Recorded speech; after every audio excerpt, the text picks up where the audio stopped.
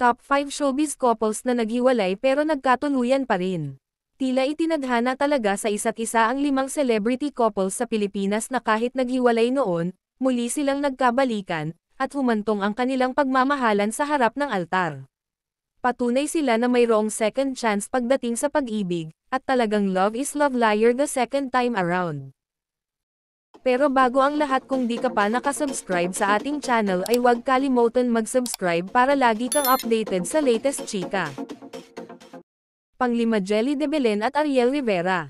Kasal na sa loob ng 25 taon sina Jelly de Belen at Ariel Rivera, na may 2 anak na sina Joaquin at Julio. Pero bago sila ikinasal, nagkahiwalay muna sina Jelly at Ariel, at naugnay ang singer-actor kay Regine Velasquez.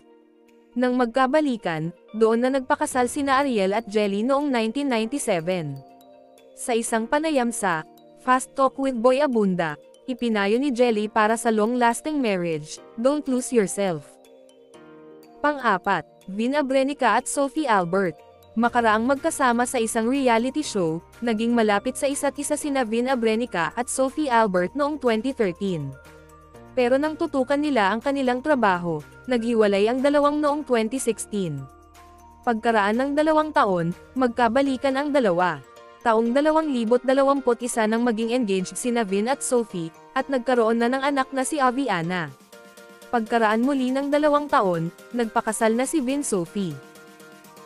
Pang-3, Luis Manzano at Jessie Mendiola. Nitong nakaraang buwan nang muling magpakasal sina Luis Manzano at Jessie Mendiola sa Coron. Taong 2021 nang una silang magpakasal sa isang intimate civil ceremony. Nagsimula ang pagmamahala ng dalawa noong 2016. Pero Mayo taong 2020, nagkahiwalay ang dalawa, pero nagkaayos din pagsapit ng Disyembre, at inanunsyo ang kanilang engagement. May isang anak na ngayon sina Luis at Jessie, na si Isabella Rose. Pang-2, Maja Salvador at Rambo Nunes. Edad 21 si Maja Salvador nang una silang magkaroon ng ugnayan ni Rambo Nunes. Pero matapos lang ng 4 na buwan, nagkahiwalay ang dalawa para tutukan ang kani-kanilang trabaho at pamilya. Bagaman walang ex na binabalikan si Maja, nagkabalikan sila ni Rambo noong 2019. At noong 2023, 2 beses silang nagpakasal, isa sa Maynila at isa sa Bali, Indonesia. Nakatakdang isilang ni Maja ngayong taon ang kanilang first baby. Number 1, Dennis Trillo at Jeneline Mercado. Naging magkasintahan noong 2010 sina Dennis Trillo at Jeneline Mercado, pero naghiwalay noong 2011 matapos umanong mag-away. Sa panahon ng kanilang paghihiwalay, nagkaroon ng kani-kanilang bagong karelasyon ang dalawa, pero nauwi rin sa hiwalayan. Nagkaroon ng isang anak si Jeneline kay Patrick Garcia, na si Alex Jazz.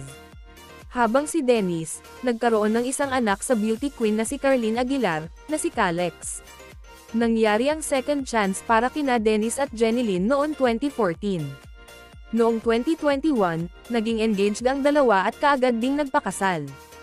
Mayroon na silang anak ngayon na babae na si Dylan. Pareho kami, we never imagined na mangyayari to sa mga buhay namin na magkakaroon kami ng happy ending. As in hindi pa ending, parang happy start, sabi ni Dennis sa nakaraang panayam sa Updated with Nelson Canlas, tungkol sa love story nila ni Jeneline.